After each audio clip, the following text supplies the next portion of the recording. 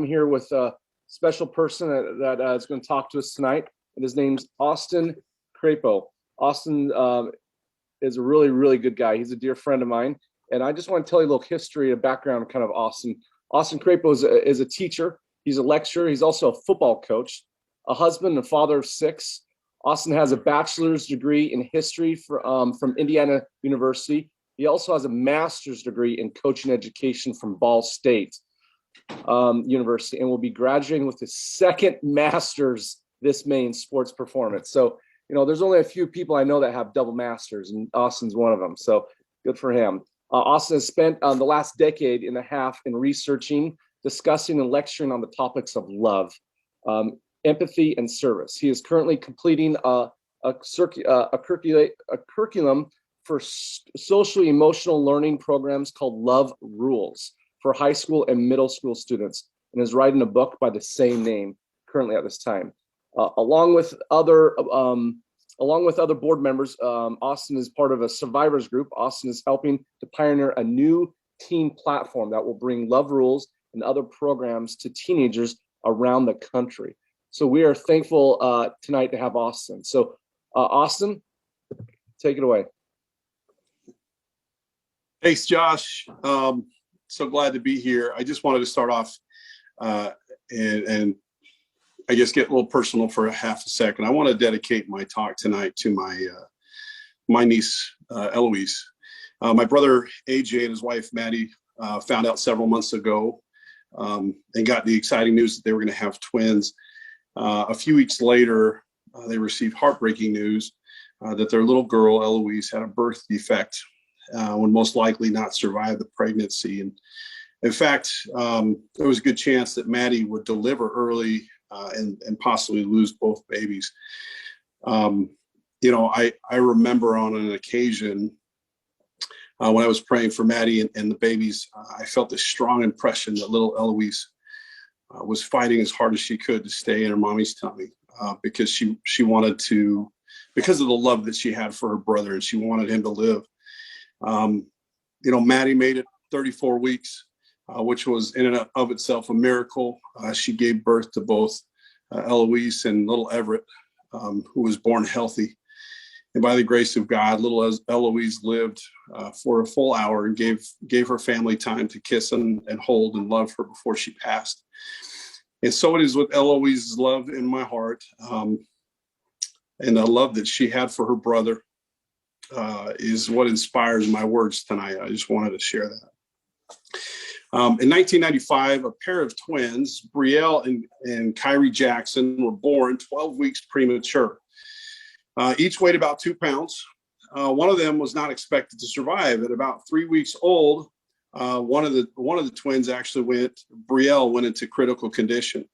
Her heart rate was soaring, her oxygen levels were dropping quickly, and she was turning blue. The nurses tried everything, but nothing seemed to work.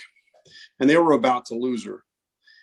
Finally, a nurse came along and decided to put the two twins together, almost in an effort to let the sisters kind of say goodbye to each other, as they knew that one sister was looking like she was going to pass. And as they set them side by side, something amazing happened. The stronger of the two twins, when she put her laid next to her sister, she put her arm next to her. Now, prior to this, it was kind of common practice when you had twins that were premature, you would keep them in separate incubators. And so, for infection reasons and other reasons in the hospital, that was kind of the policy. Nobody had really tried kind of this skin-on-skin contact. And so once the twins were together, the other sister, the healthier sister, Kyrie, snuggled up to her twin and put her little arm around her. And almost as a miracle, the vital signs, including breathing and heart rate of the weaker twin, instantly stabilized. And of course, this case study became known as the rescue hug, or the rescuing hug. And a lot of studies on skin-on-skin contact between babies kind of came from that event. Now, I understand the doctors would argue that the hug just released oxytocin, right? As we come in contact with people, with those that we love, oftentimes oxytocin is released. It's a hormone in our body that basically improves our mood. It gives us a calming effect. And that Braley's condition had improved because of that oxytocin, not for any other reason, obviously. While I know oxytocin is a real thing, and I I submit that there may have been something else, something that can't be tested in a lab, something that that was a connection or bond that these two sisters had as they'd shared 9 months in the womb together and were familiar with each other, and that's love, right? A power. So what is love actually? You know, the dictionary defines love as a noun or as a feeling. I love you. Man, I love this movie. Ooh, I love those shoes. All right. You're going to love this new restaurant. I feel like we kind of misuse that word a little bit. I feel like we overuse it a little bit. It's kind of like my teenage daughter and the word like. It seems like she says it every other word. Like, you know, according to Disney, we can meet a person the person of our dreams, plan a wedding, get married, and ride off to the sunset in just an hour and 47 minutes, not including credits, right? It's almost like as we're raised from a young age to kind of have this almost romantic idea of what love is, that it's some kind of feeling, that it's fleeting. You know, on the flip side, one of the leading causes of divorce next to infidelity and money problems is, well, we just fell out of love. Is that possible? Can you just fall out of love? Kind of like flipping a switch on and off. So it's clear that our society seems to be a little bit clueless on the topic. Now, what I'd like to do is just kind of share some things from my own personal life, things that I've discovered about love. And why not start with probably the most powerful source of earthly love that we know of, and that's a mother's love. And I don't have to go very, very far because I have a personal experience where I got to see firsthand the phenomenon that is a mother's love. Now, my oldest son, Elijah, was born kind of like the twins, Braley and Kyrie. He was born about a month early. Because he was so big, the doctors thought he was full term, and come to find out his lungs were not fully developed. And when he was born, he came out, he had trouble breathing, and we thought we were going to lose him. I remember at one point they took him away from my wife, and I followed in, even though the nurses were trying to kick me out. I'm like, I'm not gonna leave my son. I'm not gonna watch my son die alone, or I want to be with him. I don't want him to die alone. And of course, they put him in the NICU, and it was really touch and go for a few days. And because Elizabeth had contracted a fever after giving birth, she had not actually had a chance to even hold him. Now, I had been in there. I'd held his hand. I know nurses and doctors had come in contact with him, but his oxygen levels were not where they needed to be. His blood pressure was not where it needed to be. And I remember this. I'll never forget this moment till the day I die. But I remember watching my wife walk into the room to see and hold her baby for the first time. And as soon, almost instantaneously after she picked Elijah up, his vitals began to improve. Now, again, doctors had touched him. I had even had my hands on him, but it was that physical contact with the one person that he knew, the person that he'd been in contact with for 9 months. He was in the arms of somebody he knew that loved him. And I believe in that. I believe that there's a power there that, again, can't be tested, and that's real love. Of course, the only love stronger than a mother's love would be the love of God himself. And in John 3:16, it says, God so loved the world that he gave his only begotten son. Gave is the operative word there, right? Gave being an action that he performed. He gave his son, who of course gave his life for us, right? For me, that's saying, okay, well, there's something more to love. It's not just a noun. It's not just a feeling, but there's some kind of action that comes along with it.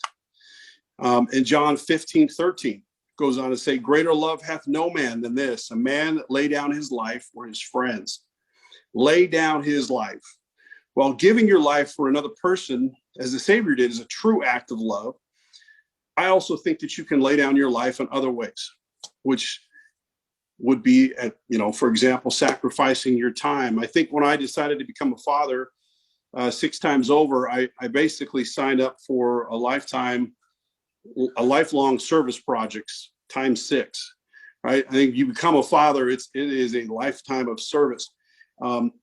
As Josh and my other friends that are dads could attest to this, you start to have to watch your dreams go to the wayside, and the things that you always thought, hey, I'll do this, I'll get that Ford Mustang someday. And then of course that turns into a minivan. We make all kinds of sacrifices because, that's what you do as a father, is your new dreams become the dreams of your children. So just to kind of recap, so if we've learned anything about love, we've learned that it's about meaningful bonds and connections like that of a mother and their child. We've learned that love is more than a word, it's an action, it's a service that we can perform for others. And we've learned that it oftentimes can require a sacrifice for us to lay down our life for another person. So is it possible? And here's where it comes down to, now that we've got what I think is a good definition of love. Is it possible to duplicate that love of God, or even a mother's love in our own lives, right? If we're not God and we're not a mother, how is it possible for us to generate that? How, for example, as a teenager, can 2 teenagers feel that way towards each other or towards their parents? Oftentimes as a parent of a teenager, we wonder that, right? I had an experience in 2013. I finally got my dream job. I became a teacher for the first time, and I was employed at Cardinal Ritter High School.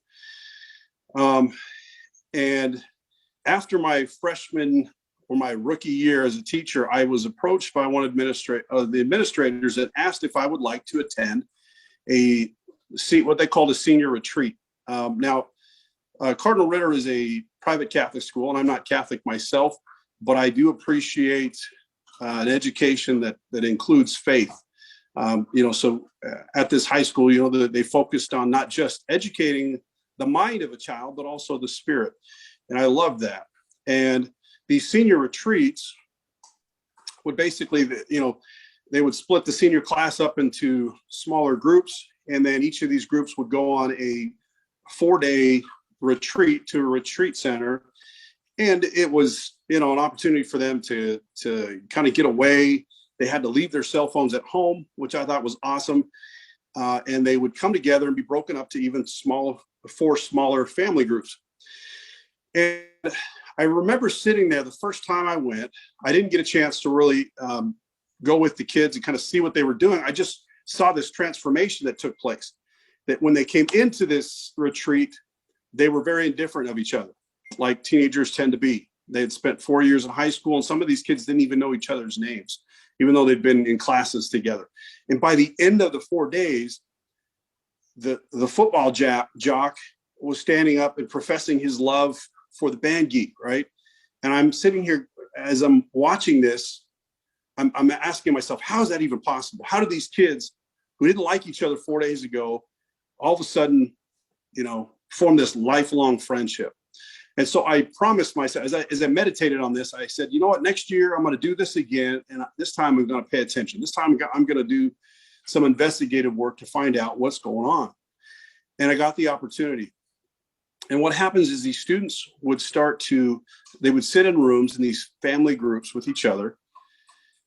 And they would start, oftentimes, the teacher, as the leader, as the moderator of these groups, we would start and set an example of being honest and vulnerable, right? And we'd start to share our life, and we'd open up to the kids and talk about our good days and our bad days, if you will. And it was amazing as each of the kids started to be honest and started to be vulnerable and started to share with each other, something started to happen. They started to connect. They started to bond. Empathy started to form. They started to care about what the other person was going through. They started to realize they shared a lot of commonalities. There were a lot of things that they were both going through, right? And it dawned on me that love, right? It's not just a feeling that you have, right? It is something that can be built, something that can be created through a relationship, through a meaningful connection that you have with another person. It's like a flower, right? Everybody loves, you can look at a painting of a flower and just appreciate the beauty of it. In fact, you can even go to a garden and see the flower in its natural habitat and appreciate it. But what you sometimes forget is all of the hard work that goes into the creation or the growth of that flower, right? It's love is like the seed. It needs to be planted. It needs to be nourished. It needs to continually have care for it, right? And a lot of times world teaches the kids that it's like the light switch. You can turn it on. I can fall in love and I fall out of love. And really it's about the work that you put into that relationship. And it was amazing as I had that opportunity to spend this time with these kids. And that's really what started to inspire this thought that we could create a program, the Love Rules program, that could help to duplicate or mimic what I saw in these senior retreats. So the kids, if they put their phone down, right, and looked for meaningful relationships, that loving connections could actually be built. We live in a world that brings this together like never before. Social media has created connections. We couldn't even imagine, even when I was a teenager, right? The way you connect with your friends is you had, 10 people's phone numbers memorized, and you could call those guys, or you saw your buddies at school, or you saw them at church, and that was it. And now you can connect with people that you've known throughout your entire life, which is amazing. Now, studies have shown that human beings need meaningful connections in their life. The connections, they release, those bonds that you have with people, they release hormones in our bodies that help us to feel joy and happiness. Okay. So that being said, if we live in a world that is so connected, then that we should obviously live in a world that is full of happiness and joy, right? If that's the case, then why did the World Health Organization release a study in 2020 that said that depression and anxiety are the number one causes worldwide of disabilities? So if we're so connected, why are we so depressed, right? And the answer to that is that social media, right, and some of these forms of connection that we feel like we are starting to make with other people, it's really not creating a bond. It's really not creating a meaningful connection that you can have with a person. And obviously that's going to affect the way you feel about somebody, and that I'm sure if most of us needed somebody and needed help at 2 a.m. and we have one of those crises, you're probably not going to be able to post something on Facebook and have all of those people show up. I think the answer to that is, love, true love, is formed through meaningful connections. It's formed through empathy, it's sacrifice and service, the things that take time to build, right? They're more than just a like or a thumbs up, right? I wanted to just close with this one thought. William Shakespeare said something, and as we all know, William Shakespeare is an expert on love. Well, I guess not really. Romeo and Juliet was kind of more of a tragedy, but point is, he said something that I appreciate. He said, "Love is not love, which alters when it alteration finds, or bends with the remover to remove. Oh no, it is an ever fixed mark that looks on tempests and is never shaken." Right? And so if Bill Shakespeare got it, he understands, right? Love is not a light switch. It's not something that we can feel and not feel. It's something that is fixed. It is something that we create. It is something that can be and should be an act of service throughout our lives, right? The meaningful connections that we have in our lives. Because as my students have heard me say thousands of times, life is about relationships, right? Good relationships and bad relationships. And the ones that we allow into our lives are what are going to form who we become. So that's all I have about love and what love actually is. Thanks, Josh. Yeah, you bet. So Austin, so we mentioned earlier kind of your platforms and book. So what are some things that you're working on to kind of promote this topic that you've discussed tonight? Yeah. So, like I said, when I worked at Cardinal High School, I really got an opportunity to be around teenagers a lot, which was amazing. Obviously, as a football coach, I've had similar experiences and just love working with the youth. And I was approached by some of my students one year, and they said, Mr. Crapo, we need to form an anti-bullying, like cyberbullying club at our school. And, we want you to be the moderator. I said, okay. Well, for the first couple of years, it kind of floundered. We didn't really know what to do. We made announcements over the PA system, just like, hey, everybody be kind to each other. Don't be a jerk. And, just things like that weren't really making a huge impact. And we started to kind of talk as a group. And I approached our principal and said, what if we hired a company to come in and create a curriculum, the kids could, do like a mentoring program, and they could go to the elementary schools and talk to kids about, bullying and stuff, and kind of teach the younger kids. And in turn, while they're doing that act of service, right, they get an opportunity to grow kind of emotional intelligence, right? They get to learn a lot of that stuff that oftentimes social media deprives them of. And she said, well, why don't you just create it? Why don't we just build it here? Why do we need to pay somebody? And I started thinking, okay, yeah, sure. I got a ton of free time on my hand. Let me do that, but you know what, over time, I started thinking more and more about it, and the program started to kind of develop, and we came up with this name, Love Rules, right? There's these 5 rules of love that you've got is meaningful connections and empathy, right? And sacrifice and service and gratitude. And so we teach the kids through a curriculum guide. So we go into the high schools, and we say, okay, here's this curriculum that we want to instill. We share it with the school. We find a teacher in the school who's passionate and would like to train the kids. You recruit a group of 20 to 30, depending on how large the school is. And then they in turn create a service project for the school. It could be going out and working with elementary schools on emotional literacy. It could be, doing a huge service project in the community.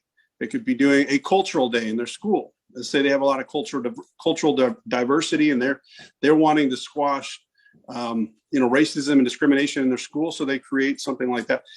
That's the beauty of it, is the kids get to own the program. They're empowered to basically create service projects, because that's what Survivors, our nonprofit, is all about, is trying to help people through their, whether it's loss of a loved one, or just grief, or just being a teenager, right? The things that teenagers have to go through on a daily basis. It's a rough time of life. And so getting outside of yourself and being able to serve others is a great way to heal. It's a great way to grow. It's a great way to live.